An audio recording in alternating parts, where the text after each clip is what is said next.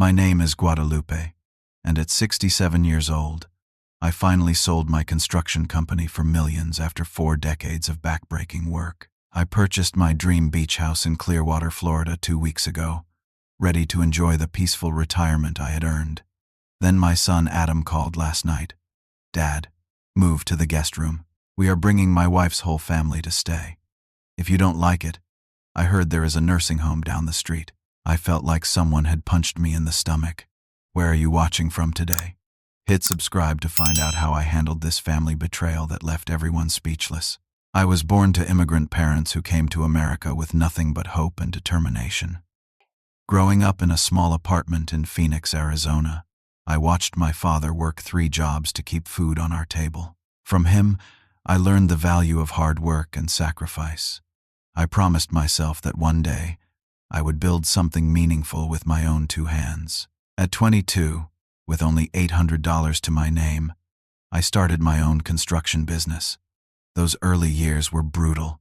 I would wake up at 4 in the morning, work until sunset, then handle paperwork until midnight. Weekends meant estimates and planning instead of rest. But slowly, brick by brick, I built Gulfstream Construction into one of the most respected commercial builders in the Southwest. My wife Maria was my rock through it all. We met when I was working on a project near her parents' restaurant. She would bring lunch to the workers, and I found myself scheduling inspections whenever I knew she would be there. After 6 months of awkward flirting, I finally gathered the courage to ask her out. 2 years later, we were married in a simple ceremony, with just our families present. When our son Adam was born 3 years later, I had never felt such joy. I would come home exhausted, covered in dust and sweat, but would find renewed energy the moment I held him. I promised him everything I never had growing up. 4 years later, our daughter Sophia completed our family, and I felt like the richest man alive despite our modest bank account. As the business grew, so did my working hours. 80-hour weeks became the norm as I pushed to provide the best for my children. I missed baseball games and dance recitals, telling myself it was worth it because I was building their future. Maria would video everything so I could watch later, but the recordings never captured the real moments. Adam attended private schools because I wanted him to have every advantage. When he turned 16, I bought him a brand new Ford Mustang while I still drove my 10-year-old pickup truck. College meant full tuition at an expensive university across the country, plus an apartment and monthly allowance that exceeded what most families earned. Despite everything I provided, something was changing in Adam. The grateful boy who once followed me around the house, asking questions about building things, slowly transformed into someone who expected luxury as his birthright. Each time he came home from college, the distance between us grew. He would talk about his friends' vacation homes and expensive trips as if our life was somehow lacking. When Adam met Jessica during his senior year, I had concerns from our first introduction.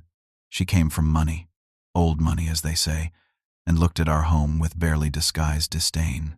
Her parents owned banking interests across 3 states and made sure everyone knew it. At their engagement party at her parents' mansion, I overheard her father asking Adam if he planned to do something more substantial than working for my company. After the wedding, which cost more than my first house, Adam moved to Boston to work for Jessica's father's investment firm. Our calls became less frequent, usually happening only when they needed money for a down payment or to invest in some business venture. Each time I sent money, telling myself that is what fathers do. 3 years ago, Maria was diagnosed with aggressive pancreatic cancer. The disease moved with terrifying speed, and within 6 months, I lost my partner of 40 years. Adam flew in for the funeral but left immediately after, citing important business meetings. The house became unbearably quiet without Maria's laughter filling the rooms. My daughter Sophia tried to convince me to move closer to her family in Colorado, but something kept me rooted to Arizona. Perhaps it was the business that had become my identity, or maybe I was just too stubborn to admit how lonely I had become. Last year, at 66, I received an unexpected offer to buy Gulfstream Construction. The number was staggering, $7.2 million. After discussing it with my financial advisor and Sophia, I decided it was time. 4 decades of pouring concrete, negotiating contracts, and managing crews had taken their toll on my body and spirit. I deserved some peace. The dream of retiring to a beach had been something Maria and I had talked about for years. We would sit on our patio on hot Arizona nights, sipping wine and browsing real estate listings in coastal Florida. Someday, we would say. Now that someday had arrived, but without Maria to share it. I spent 3 months searching for the perfect property. When I found the house in Clearwater, I knew immediately it was the one. 3 bedrooms, a spacious deck overlooking the Gulf of Mexico, and a small private stretch of beach. The price tag of $1.8 million would have seemed outrageous to the young man who started with $800, but to the retired businessman, it represented the reward for a lifetime of sacrifice. The process of selling my home of 30 years and moving across the country proved more emotional than anticipated. Each box packed contained memories of our life together. Maria's voice seemed to echo through the empty rooms as I said goodbye. 2 weeks ago, I finally moved into my beach house. Boxes still filled the garage and spare bedroom, waiting to be unpacked. But for the first time in decades, I felt no rush. I had nothing but time ahead of me. Time to read the books that had piled up on my nightstand over the years. Time to fish off my deck as the sun rose over the water. Time to simply breathe without the weight of responsibility pressing down on me. Little did I know that the peace I had finally found was about to be shattered by a phone call from my own son. My new evening ritual had quickly become my favorite part of the day. I would take a glass of red wine out to my deck, settle into the comfortable Adirondack chair I had positioned perfectly for sunset viewing, and watch as the fiery orange sun melted into the Gulf of Mexico. The rhythmic sound of waves lapping against the shore created a natural symphony that soothed my soul like no medication ever could. Last night was particularly spectacular. The sky was painted with streaks of purple and pink that reflected off the calm water. A few dolphins played in the distance, their sleek bodies arcing gracefully above the surface. An older couple walked hand in hand along the shoreline, and I found myself wondering if that could have been Maria and me in another life. The chirping of my cell phone disrupted the tranquil moment. I considered ignoring it, but years of being on call for construction emergencies had conditioned me to always answer. When I saw Adam's name on the screen, my heart leapt with unexpected joy. It had been nearly 4 months since our last conversation, a brief call on my birthday where he seemed distracted the entire time. "Adam?" I answered warmly. "What a nice surprise. I was just watching the most beautiful sunset from my new deck. Wish you could see it." The coldness in his voice immediately told me this was not a social call. "Dad, I need to talk to you about something important," he said in the business-like tone he had adopted in recent years. No greeting, no asking how I was settling into my new home. "Is everything okay?" I asked, concern replacing my initial happiness. "Jessica and I are coming to visit," he stated flatly. "We will be there this weekend." Before I could express my delight at finally having them visit my new home, he continued, "And we are bringing Jessica's parents, her 2 sisters with their husbands, and their kids. 8 people total plus us." I nearly dropped my wine glass. 10 people? "Adam, the house only has 3 bedrooms. I am still unpacking and getting settled. That is why I am calling," he replied, as if explaining something simple to a child. "You will need to move your things out of the master bedroom. Jessica's parents will be staying there." "Excuse me?" I managed to say, certain I had misheard him. "Jessica's parents are used to certain standards," Adam explained impatiently. "They should have the best room with the ocean view. You can take the small guest room at the end of the hall for the 3 weeks we will be there." 3 weeks, 10 people. And my son expected me to give up my bedroom and retreat to the smallest room in the house I had just purchased with my retirement savings, the room that was currently filled with unpacked boxes. "Adam," I said carefully, "I am happy to have visitors, but this is too much too soon. Maybe we could plan this for later in the year when I am properly settled. Or perhaps Jessica's family would be more comfortable in one of the lovely resorts nearby." His laugh was sharp and dismissive. "Dad, do you have any idea how much that would cost for 10 people for 3 weeks? Besides, Jessica already told her family about your beach house. They are excited about having a private beach. The kids are looking forward to it. I took a deep breath, watching as the last sliver of sun disappeared below the horizon. Son, I want to see you, but this is my home. I just moved in. I cannot accommodate that many people comfortably, especially not for 3 weeks. There was a moment of silence before Adam spoke again, his voice now hard and cold. Look, Dad, Jessica's family deserves this vacation. They have been good to me, given me opportunities you never could. The least you can do is share your house. It is not like you are using all those rooms anyway.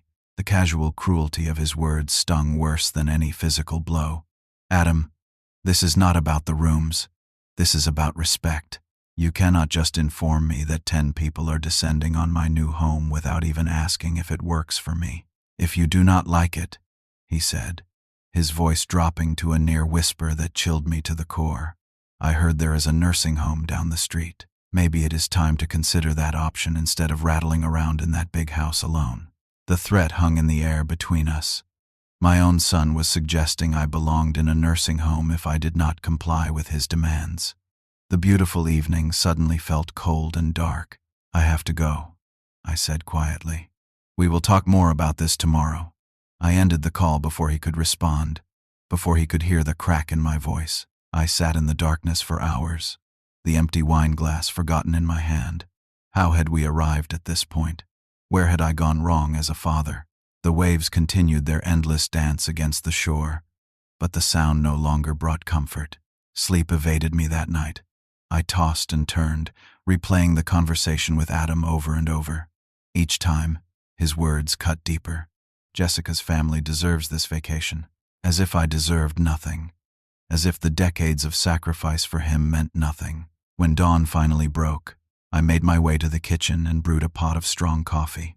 On the refrigerator door, held by magnets, were old family photos. Adam on his 5th birthday, grinning with chocolate cake smeared across his face. Adam at his high school graduation, his arm around my shoulder. The proud, kind young man in those photos seemed like a stranger compared to the cold voice on the phone. Sitting at my kitchen table, watching the early morning light shimmer on the water, something shifted inside me. For most of my life, I had been a giver. I gave to my business, to my employees, to my family. I had given Adam everything he ever wanted, and in return, he thought it was acceptable to treat me with such disrespect. Not anymore. I had worked too hard, sacrificed too much, to allow anyone, even my own son, to bulldoze over my boundaries. This house represented my reward, my peaceful retirement after a lifetime of labor. I would not be pushed out of my own bedroom, made to feel like an inconvenient guest in my own home, but simply refusing them outright would only widen the rift between us. I wanted a relationship with my son, despite everything. I wanted to know my potential grandchildren someday. No, this situation called for something more strategic, something that would establish boundaries while still leaving the door open for reconciliation. I needed a plan. The morning after Adam's call, I found myself struggling with a storm of emotions I had not experienced since Maria's passing. Hurt sliced through me like a physical wound. How could my own son speak to me that way? The nursing home comment kept replaying in my head, each repetition bringing fresh pain. Anger soon followed, building like pressure in a sealed container. I had given Adam everything within my power throughout his life. His education alone had cost more than many people earn in a decade. The countless times I had written checks when he called with financial emergencies after starting his career. The expensive wedding gift, the down payment assistance for their first home, all given freely, with love and without expectation of repayment. Beneath the hurt and anger lurked something else. Disbelief. I could not reconcile the sweet boy who once made me handmade Father's Day cards with the cold man who now saw me as nothing more than a convenience, a resource to be used. The cognitive dissonance was almost physically painful. Throughout my life, I had developed a pattern with Adam. To keep the peace, to maintain our relationship, I gave in to his demands.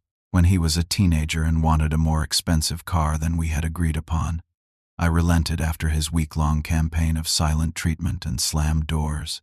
When he chose a university that stretched our finances to the breaking point, rather than accepting the full scholarship to the state school, I took out a second mortgage on our home without telling him or Maria the strain it caused. This pattern continued into his adulthood. Adam would push, I would bend. He would demand, I would comply. All in the name of fatherly love. But now, sitting on my deck, watching pelicans dive into the morning surf, I realized something important. My retirement years should be lived on my terms. I had earned that right through decades of hard work. If I continued allowing Adam to dictate the terms of our relationship, I would never find the peace I sought. My first instinct was to call Adam back and firmly refuse the visit, to tell him and Jessica's family to find accommodations elsewhere. The beach house was mine, purchased with money I had earned through years of early mornings and late nights. I owed them nothing. But as the initial surge of anger subsided, a more nuanced reality emerged. Despite everything, I wanted a relationship with my son, and someday, I hoped there would be grandchildren. Cutting Adam off completely would mean losing those potential connections forever. I needed perspective from someone who understood family dynamics but wasn't emotionally involved in my situation. I called my best friend Thomas, a retired architect I had collaborated with on numerous projects over the years, and invited him for a fishing trip off my new dock. Thomas arrived mid-morning, tackle box in hand and a six-pack of craft beer in the other, despite the early hour. "Guadalupe, this place is everything you said it would be," he whistled appreciatively as he surveyed the property. "Worth every penny." We settled into the comfortable routine of old friends, baiting hooks, casting lines, and enjoying the peaceful rhythm of fishing. The familiar activity calmed my agitation enough to clearly explain the situation with Adam. Thomas listened without interruption, his weathered face growing increasingly concerned as I related Adam's demands and the nursing home comment. "That boy needs a reality check," Thomas said finally, popping open a beer. "What are you thinking of doing?"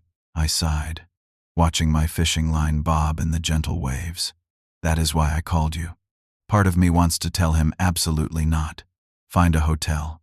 But another part wants to maintain the relationship." Thomas finished for me. "I understand. I went through something similar with my daughter a few years back." I looked at him with surprise. Thomas and his daughter Amelia had always seemed to have an ideal relationship. "Remember when she moved back to town after her divorce?"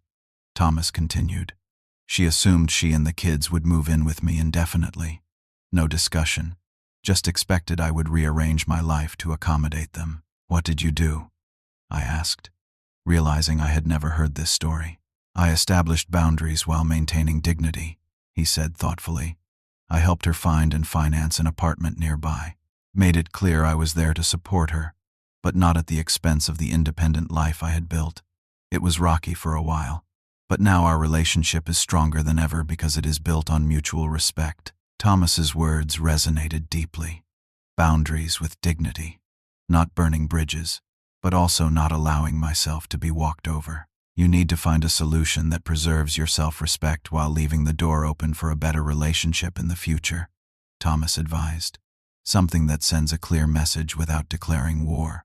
We spent the next few hours brainstorming various approaches.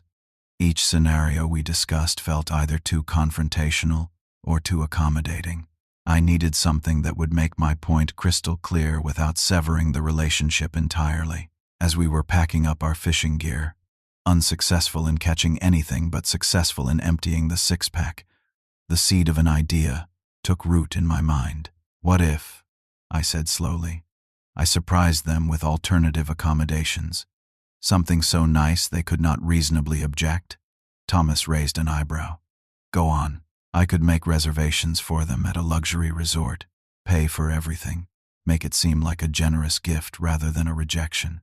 That way, I maintain my boundaries without seeming petty or unwelcoming." My friend's face broke into a broad grin. "Now that is thinking strategically. Kill them with kindness while protecting your space. I like it." Once Thomas left, I spent the afternoon researching local accommodations. Clearwater offered numerous options for tourists, from basic hotels to exclusive resorts. If I was going to do this, it needed to be somewhere truly special. somewhere Jessica's status-conscious family could not possibly turn down without looking ungrateful and petty. The Opal Sands Resort caught my attention immediately. Located directly on the beach, it offered luxury villa options with multiple bedrooms, private balconies, and spectacular views. The amenities included multiple swimming pools, a spa, several restaurants, and organized activities for children. It was perfect, and at nearly $2,000 per night for the accommodations they would need. Satisfyingly expensive. I called the resort and spoke with the manager, explaining my situation in general terms. She was wonderfully understanding and helped arrange a complete package. 2 connected beachfront villas with daily housekeeping, meal credits at the restaurants, and even some pre-arranged excursions for the children. The total cost for the 3-week stay made me wince slightly, but I reminded myself that this was an investment in both my sanity and the future of my relationship with Adam. Some lessons were worth paying for. Next, I needed to prepare the house for their initial arrival. I would let them come to the beach house first, stay perhaps one night to establish my point, then present the resort option. This required making the guest accommodations deliberately less than ideal, without being obviously intentional about it. I moved boxes into the master bedroom closet, making it difficult to hang clothing. I removed the plush mattress topper from the king bed, leaving it comfortable but not luxurious. In the smaller bedrooms, I arranged the furniture to maximize awkwardness, placing beds against walls where the ocean breeze wouldn't reach. Then I drafted a detailed house rules document, outlining expectations for shared spaces, quiet hours, and cleanup responsibilities. Nothing unreasonable, but certainly more structured than a vacation home typically required. I called a local contractor to make a special preparation that would serve as the coup de grace in my plan, scheduling the work for the day after their arrival. That evening, I invited Thomas over to help me practice what I would say when the moment came.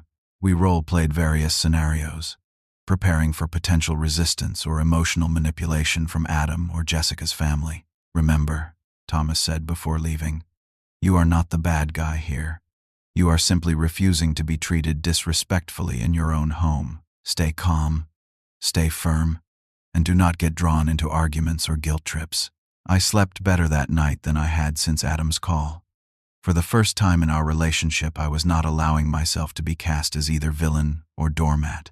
I was choosing a third option, respected elder who deserved consideration. The pieces of my plan were in place. Now all that remained was execution. They arrived on Saturday afternoon in a convoy of luxury vehicles that seemed excessive even for 10 people. Adam and Jessica led in their black BMW SUV, followed by Jessica's parents in a Mercedes sedan that probably cost more than most people's homes. Her sisters and their families brought up the rear in matching Range Rovers. The quiet street with its modest beach houses had likely never seen such an ostentatious display. I stood on my front porch, summoning every acting skill I possessed to appear genuinely welcoming. Adam seemed momentarily taken aback by my warm greeting, perhaps expecting resistance based on our phone conversation. "Dad," he said stiffly, offering a quick, formal hug. "You remember Jessica?" His wife air-kissed near my cheek, careful not to actually make contact. "Guadalupe, how quaint your new place is." Her eyes darted around the property, already cataloging what she considered deficiencies. "And these are Jessica's parents, Harold and Pamela," Adam continued. Harold Whitfield was a tall, imposing man with perfectly coiffed silver hair and the confident bearing of someone who had never questioned his place at the top of the social hierarchy. His handshake was firm but brief, his smile not reaching his cold eyes. "Quite a spot you have here," he commented, though his tone suggested he had seen better. Pamela Whitfield was a walking advertisement for expensive cosmetic procedures, her face unnaturally smooth for a woman in her 60s. Her jewelry alone probably cost more than my first construction truck. "How nice that you found something within your means," she said with the faintest emphasis suggesting she found those means lacking. Jessica's sisters, Catherine and Elizabeth, looked like slightly younger versions of their mother, with the same studied elegance and evaluative gaze. Their husbands, investment bankers according to Adam, regarded me with the distant politeness one might show to waitstaff. The 4 children, ranging from 5 to 12 years old, immediately raced toward the beach without so much as a hello. Come in, I said cheerfully, holding the door wide. Let me show you around before you settle in. I led the group through my home, pointing out features and sharing small anecdotes about why I had chosen certain furnishings or design elements. Most were pieces Maria and I had collected over the years, each with sentimental value beyond their modest cost. These windows will definitely need proper drapes, Pamela commented during the tour of the living room. The glare must be terrible in the morning. The kitchen is rather basic, is it not? Harold added, running a finger along my perfectly functional quartz countertop. We renovated ours last year. Imported Italian marble makes all the difference. Jessica was eyeing the furniture with barely concealed distaste. It all looks so lived in, she said, as though this were a fatal flaw rather than the natural state of a home. Throughout these exchanges, Adam remained silent, neither defending my home nor joining in the critique. His detachment perhaps hurt most of all. I allowed the group to continue exploring while I observed from a slight distance. Catherine's oldest boy was jumping on the sofa, despite his mother's half-hearted admonishments to stop. Elizabeth's husband was opening cabinets and drawers in the kitchen, as if conducting an inspection. Harold was on his phone, loudly discussing stock options in the quiet reading nook I had created for peaceful mornings. It was Jessica's mother who delivered the first truly painful blow. As she examined a hand-carved wooden box on the mantel, she carelessly let it slip from her fingers. It crashed to the floor, the lid breaking away from the hinges. "Oops," she said without genuine remorse. It looked rather old anyway. What she could not know was that the box had been a 20th anniversary gift from Maria, made by a local artisan who had incorporated wood from our first home. Inside were small mementos of our life together, including the hospital bracelet from Adam's birth. No one offered to help as I carefully gathered the pieces and set them aside for repair. No one apologized for the damage to something that was clearly a cherished possession. While I was still kneeling by the broken box, Adam took it upon himself to show Jessica's parents to the master bedroom. "Mom and Dad, you will love the view from here," he called out, leading them down the hallway. Dad's room has the best bathroom too, completely renovated with a rainfall shower. I remained silent, sticking to my plan. Let them think they had won this first skirmish. The real battle was yet to come. As I passed the master bedroom later, I overheard a conversation between Jessica and Adam that froze my blood. "Once the old man is gone, we could sell this place and get something much better in Naples," Jessica was saying. "The land value alone must be considerable." "Let us not get ahead of ourselves," Adam replied, not disagreeing with the sentiment, merely the timing. But yes, eventually this could be a nice little inheritance to work with. They were already planning to sell my dream retirement home once I was gone, not just planning to visit, but seeing my property as their future asset. The callousness of it struck me like a physical blow. Still, I maintained my composure. The plan required patience. That evening, I prepared a simple but delicious dinner of grilled fish and vegetables, setting the large patio table for all 10 guests. No one offered to help with preparation or setting the table. The children complained loudly about the food options, demanding pizza instead.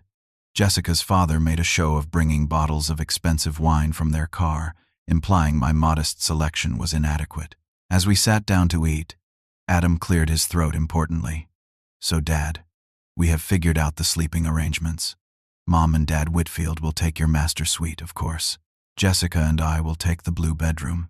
Catherine, Elizabeth, and their husbands will take the remaining bedroom and the den. The kids can sleep on air mattresses in the living room. You will be comfortable in the small guest room at the end of the hall." The small guest room was currently serving as my home office and storage space, with barely enough room for a twin bed among the boxes. It had no view, no attached bathroom, and was directly beneath the air conditioning unit that hummed loudly throughout the night. "That sounds fine for tonight," I said mildly, catching the surprised look on Adam's face at my easy acquiescence. The rest of the dinner passed with Jessica's family dominating the conversation. discussing country club memberships, recent luxury purchases, and vacation homes owned by their friends. Not once did anyone ask about my life, my business, or how I was adjusting to retirement. The deck could be expanded another 20 feet toward the water, Harold announced, as if redesigning my home was his prerogative. We know an excellent contractor in Naples who specializes in oceanfront properties, and these walls should be taken down, Pamela added, waving her hand dismissively at the structure of my home.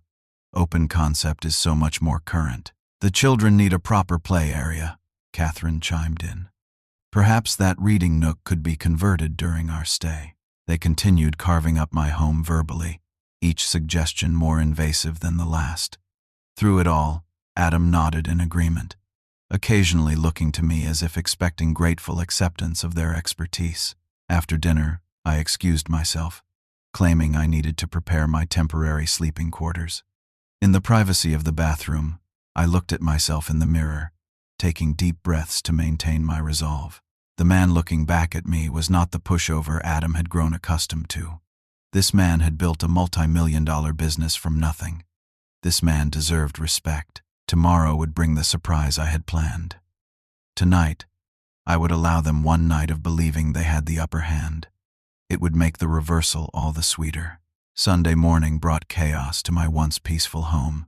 The children were running screaming through the house by 6:30, despite my gentle reminder about quiet hours from the house rules document I had posted on the refrigerator. Jessica's sisters were arguing loudly about bathroom access. Harold had commandeered my coffee maker to brew his special imported beans, discarding my regular coffee as undrinkable. I prepared a generous breakfast of pancakes, eggs, and fresh fruit, which was met with complaints rather than appreciation. The pancakes are too dense. Is this bacon turkey instead of pork? Do you not have any gluten-free options? Adam watched this behavior without comment or intervention, occasionally shooting me apologetic glances but never actually speaking up. By 10 o'clock, the contractor I had arranged arrived right on schedule. The doorbell rang, and I answered it with barely contained excitement. "Morning, Mr. Guadalupe. We are here about the pool installation you requested." Harold, who had been lounging on my deck chair reading the financial section of the newspaper, perked up immediately. "Pool installation?" "Yes," I said loudly enough for everyone to hear. "Could you all come outside for a moment? I have something to show you." Curious, the entire group assembled on the front lawn. Parked in my driveway was a luxury shuttle bus with the Opal Sands Resort logo emblazoned on its side. The uniformed driver stood at attention beside it. "What is this?" Adam asked, confusion evident in his voice. I smiled warmly at the assembled family. "This is my surprise for all of you." Confusion turned to excitement on the children's faces. Jessica's family exchanged glances, clearly assuming I was announcing some kind of excursion or activity. "I have been thinking about your visit ever since Adam called," I began, maintaining a pleasant, conversational tone. "And I realized that my modest home, while perfect for me, simply is not equipped to comfortably accommodate 10 guests for 3 weeks, especially not guests accustomed to certain standards of luxury." I gestured toward the shuttle bus with a flourish. "So I have arranged for all of you to stay at the Opal Sands Resort for the duration of your visit. 2 connected beachfront villas, all expenses paid, including meals at their 4 restaurants and activities for the children. The driver will take you there now, and the staff is expecting you." The silence that followed was absolute. Even the children stopped fidgeting as the adults processed what I was saying. Adam's face flushed red. "Dad, what are you talking about? We are staying here, as we discussed." "No, son," I said firmly but kindly. "You informed me you were staying here. You did not discuss it with me. There is a difference." Jessica's father stepped forward, his expression a mixture of surprise and calculation. "This resort, is it 5-star? "It is," I confirmed. "Considered the finest in Clearwater. Private beach access, multiple pools, spa services. I have arranged for daily housekeeping and turn-down service. The children will love the organized activities and game room." The 4 children began jumping up and down excitedly. "A game room! Pools! Can we go now, please?" Jessica's sisters exchanged glances. clearly torn between outrage at being dismissed from my home and attraction to the luxury accommodations being offered. Surprisingly, it was Elizabeth, the younger sister, who spoke up first. "Guadalupe, this is incredibly generous of you. I had been concerned about imposing on you for so long, especially since we all arrived rather suddenly." She shot a meaningful look at Jessica, suggesting she had not been entirely comfortable with the arrangement. "But Dad," Adam persisted, lowering his voice as he stepped closer to me, "this must be costing you a fortune. We can stay here. It is not a problem." I placed a hand on his shoulder, keeping my voice gentle but firm. "Adam, this is not about money. This is about respect. My home is not a free hotel. I am your father, not your doorman. I deserve the courtesy of being asked, not told, when it comes to hosting guests, particularly for extended stays." Jessica pushed between us, her face tight with anger. "This is ridiculous. We came all this way to spend time with you, and now you are shipping us off to some hotel?" "A 5-star resort," I corrected calmly. "And you are welcome to visit.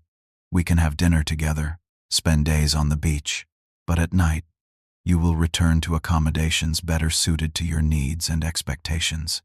And I will sleep in my own bedroom, in my own home."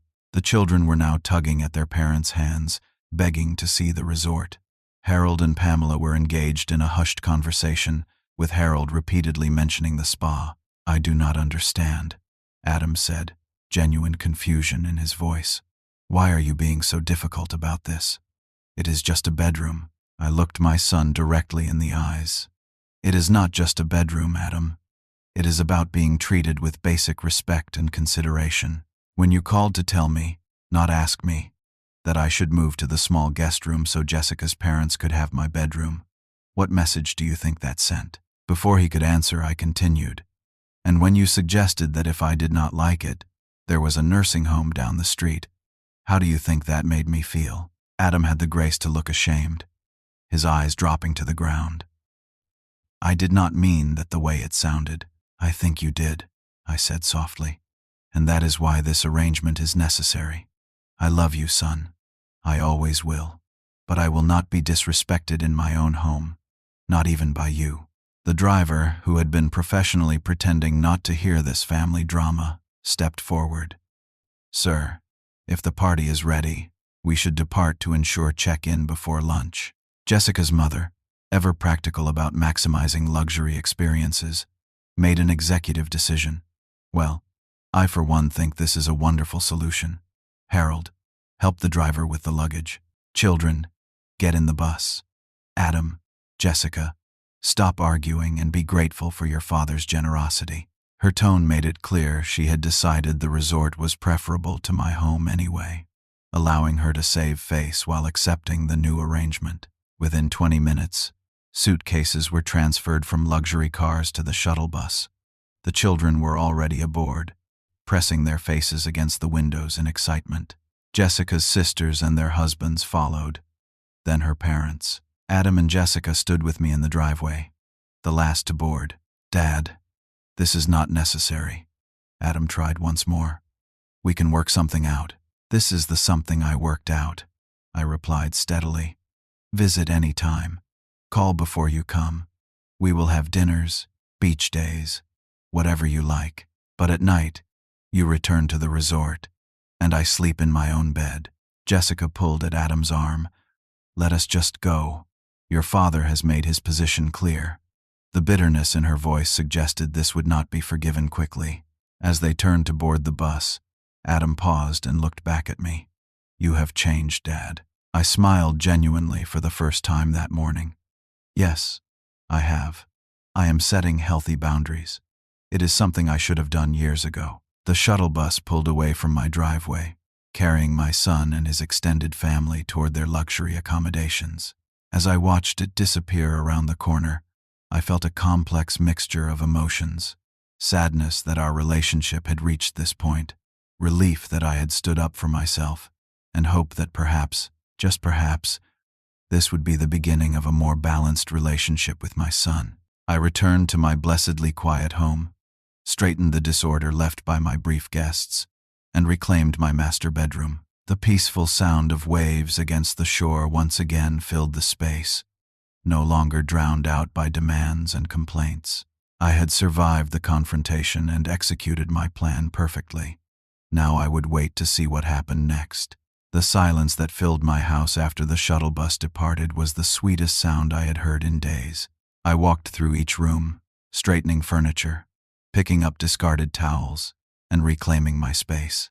In the master bedroom, I found Jessica's parents had already unpacked, with expensive toiletries spread across the bathroom counter and designer clothes hanging in my closet. I carefully gathered these items to deliver to the resort later. Thomas called that afternoon, eager to hear how the plan had unfolded. He laughed heartily when I described the expressions on everyone's faces as the shuttle bus pulled up. "Guadalupe, you magnificent bastard," he chuckled. "You stood your ground without burning the bridge. Masterful." We agreed to meet for dinner that evening, celebrating what Thomas called my Declaration of Independence.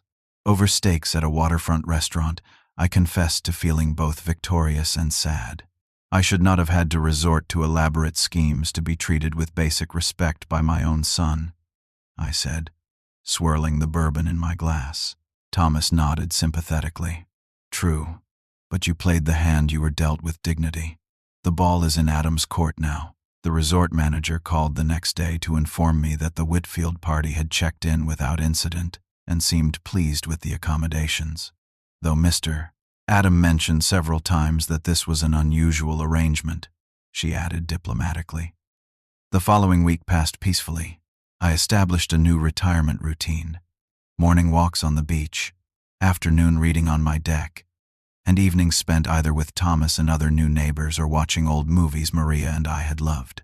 I sent a text to Adam inviting him and Jessica to dinner at my home whenever they wished, but received only a brief, busy with activities in response. On Wednesday, the resort manager called again. "Mr. Guadalupe, I thought you should know that several charges have been added to the villa accounts. Extensive spa services, private beachfront dining experiences, jet ski rentals, and premium wine selections. Should I continue to authorize these charges?" I sighed, recognizing the passive-aggressive response for what it was. "Yes, please authorize them. The entire stay is my treat." If Jessica's family thought they could punish me financially, they would find I could absorb the cost without flinching. My boundaries were not for sale. On Saturday morning, exactly 1 week after their arrival, I was surprised by a knock on my door. I opened it to find Adam standing alone on my porch, looking uncomfortable but determined. "Dad," he said simply. "Can we talk?" I invited him in and suggested we sit on the deck where the gentle ocean breeze might help diffuse any tension. I offered coffee, which he accepted with a nod. We sat in silence for several minutes, watching pelicans dive into the surf. Finally, Adam spoke. "Jessica is with her family at the dolphin watching excursion," he said. "I told them I had a conference call." "I see," I replied neutrally, waiting for him to continue. He fidgeted with his coffee mug, a handmade ceramic piece Maria had bought from a local artist years ago. "Dad, I need to say something. The way I spoke to you on the phone that night, the nursing home comment. It was completely out of line. I am sorry." The apology surprised me with its directness. Adam rarely admitted wrongdoing so plainly. "Thank you for saying that," I acknowledged. "It hurt deeply to hear those words from you." Adam winced. "I know. I do not know what got into me." "Well, that is not entirely true. I do know." He set down the mug and looked out at the horizon. "Since I married Jessica and started working for her father, there has been this constant pressure to have the right car, the right clothes, the right opinions. Her family has so much money and status, and I have always felt like I am not quite good enough." This vulnerability was new territory for us. Adam had always presented a facade of confidence and success. When Jessica suggested bringing her entire family here, I should have said no. I knew your house was new to you, that you were still settling in, but saying no to her family has consequences: cold shoulders, snide comments, being excluded from business opportunities. "So you decided it was easier to steamroll over me instead," I observed. Not unkindly. He nodded, shamefaced. I thought you would just go along with it like you always have. Whenever I needed money for something, whenever I made demands in the past, you always said yes. I took advantage of that, Dad. I see that now.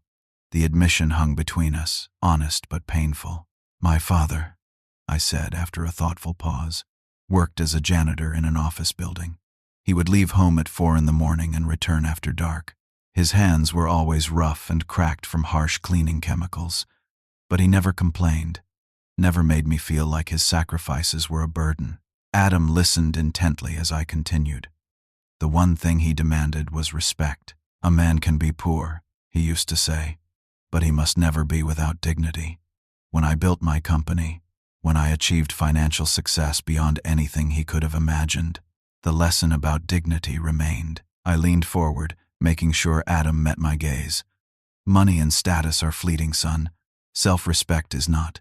I would rather live in a one-room apartment with my dignity intact than in a mansion where I am treated as an inconvenience. For the first time in our conversation, tears welled in Adam's eyes.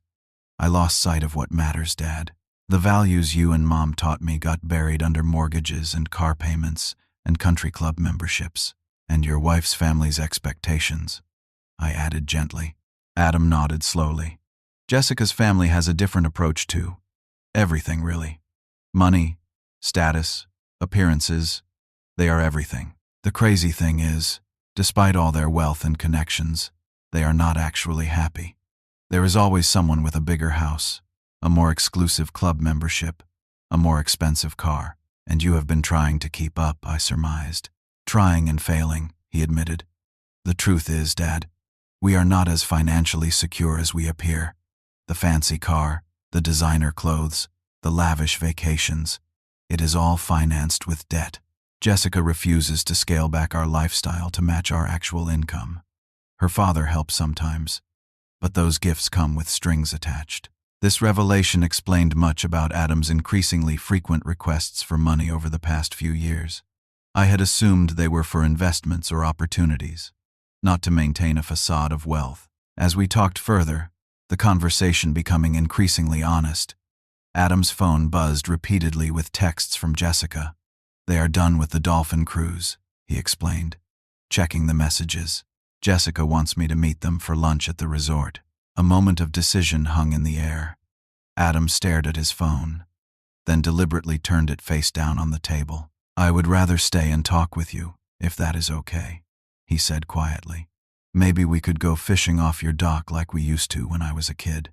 The simple request, reminiscent of happier times, touched me deeply. I would like that very much, I replied, surprised by the emotion in my voice. Adam called Jessica to explain he would be spending the day with me. Even from where I sat, I could hear her angry response through the phone. Something about abandoning her with her family and wasting the luxury vacation your father is paying for just to spite us. When Adam ended the call, he looked simultaneously drained and resolute. She is not happy, he said unnecessarily. Will this cause problems for you? I asked with genuine concern. He shrugged, a gesture that carried the weight of important decisions yet to be made. Probably. But that is something I need to figure out. Today, I just want to fish with my dad and remember what really matters. We spent the afternoon on my dock, catching more stories than fish. For the first time in years, Adam asked about my life, my business, my dreams for retirement. In turn, I listened to his struggles with his career and marriage, without judgment or advice unless requested. By sunset, something had shifted between us. Not a complete reconciliation, perhaps, but the beginning of a bridge across the chasm that had formed over the years. I should head back, Adam said eventually. Will you be okay with me visiting again tomorrow? Maybe we could take your boat out. I would like that, I said sincerely. As he prepared to leave, Adam hesitated at the door. Dad, thank you, not just for today, but for what you did with the resort. It was exactly the wake-up call I needed. I hugged my son properly for the first time in years, feeling the tension in his shoulders gradually release. Sometimes the most valuable gift we can give each other is the truth, I said, even when it is uncomfortable. Adam nodded, understanding dawning in his eyes. I will see you tomorrow, Dad. In the meantime, I have some thinking to do about the kind of man I want to be going forward. As I watched him drive away, I felt cautiously optimistic. The relationship was far from healed, but for the first time in years, we were moving in the right direction. 6 months have passed since that tumultuous weekend when I stood my ground and surprised everyone, including myself, with my resolve. Much has changed, both in my life and in my relationship with Adam. The remainder of the 3-week vacation played out in unexpected ways. After our fishing reconciliation, Adam began visiting me daily, sometimes alone, sometimes bringing Jessica's nieces and nephews who, away from their parents' influence, proved to be delightful children eager for a grandfather's attention. Jessica herself remained cold and distant, visiting only once and spending the entire time on her phone. Her family continued enjoying the resort amenities, running up an impressively large bill that I paid without complaint. It was worth every penny to maintain my boundaries and dignity. 2 weeks after they returned to Boston, Adam called with news that shocked me. He and Jessica had separated. It has been coming for a long time, he explained. The facade finally cracked. I told her I wanted to scale back our lifestyle to something we could actually afford. She said that was unacceptable and went to stay with her parents. I offered sympathy but not solutions, recognizing that this was Adam's journey to navigate. What surprised me most was his apparent relief rather than devastation at this development. For the first time in years, I feel like I can breathe, he confessed. No more pretending to be someone I am not. No more anxiety about keeping up appearances. In the months that followed, Adam and I established a new pattern. He visits monthly, staying in my guest room, now properly furnished and welcoming. Our conversations have depth and honesty previously lacking. He resigned from his position at his father-in-law's firm and found a job with a smaller company, where his construction knowledge from childhood visits to my work sites proved unexpectedly valuable. Last month he brought someone new to meet me. Rachel is a kindergarten teacher with a warm laugh and no designer handbags in sight. She looks at Adam with genuine affection rather than evaluation, and the way he relaxes in her presence speaks volumes about the healthier direction his life has taken. My own healing journey continues daily. The initial hurt of Adam's dismissive treatment has faded, replaced by appreciation for the opportunity it created to finally establish healthy boundaries. I no longer feel obligated to say yes to unreasonable requests out of misguided guilt or fear of losing connection. Thomas remains a steadfast friend, joining me for weekly fishing expeditions that rarely yield fish, but always produce laughter and wisdom. I have expanded my social circle to include several neighbors, a local book club, and a group of retirees who volunteer at the Marine Wildlife Rescue Center down the beach. My relationship with Sophia and her family has deepened as well. With my newfound boundary-setting skills, I have been clearer about when I can babysit my grandchildren and when I need time for myself, resulting in more quality time together without resentment or exhaustion. The beach house has truly become my sanctuary. Sometimes I sit on my deck watching the sunset and find myself talking aloud to Maria, sharing the day's events and insights. I like to think she would be proud of how I finally stood up for myself after decades of putting everyone else first. Next month, Adam and I are entering a local fishing tournament together. He suggested it, eager to rebuild our relationship through shared experiences rather than financial dependency. The trophy is less important than the time together, though I admit I have been practicing my casting when he is not around. Looking back on that pivotal moment when I watched the shuttle bus drive away with my stunned son and his in-laws, I realize it was perhaps the most important stand I have ever taken. Not because it was grand or dramatic, but because it represented a fundamental shift in how I valued myself. The lesson I learned so late in life is one I wish I had understood decades earlier. True love and respect require boundaries. Giving everything to others while expecting nothing in return does not make you generous, it makes you a doormat. And ironically, people value and respect you less, not more, when you fail to value yourself. Now, at 67, I finally understand that setting boundaries is not selfish, it is necessary. Like the seawall that protects my beachfront property from erosion during storms, personal boundaries protect your sense of self from being washed away by others' demands and expectations. My father was right all those years ago. A man can lose his money, his possessions, even his health, but he must never surrender his dignity. It took me nearly 7 decades to fully embrace this wisdom. But as they say, better late than never. Have you ever had to set difficult boundaries with family members who took your generosity for granted? How did you handle it, and what was the outcome? I would love to hear your stories in the comments below. Also, if this story resonated with you, please hit the like button and subscribe to my channel for more real-life experiences and lessons learned the hard way. Share this video with someone who might need encouragement to stand up for themselves today. Thank you for listening, and remember, it is never too late to teach others how to treat you with the respect you deserve.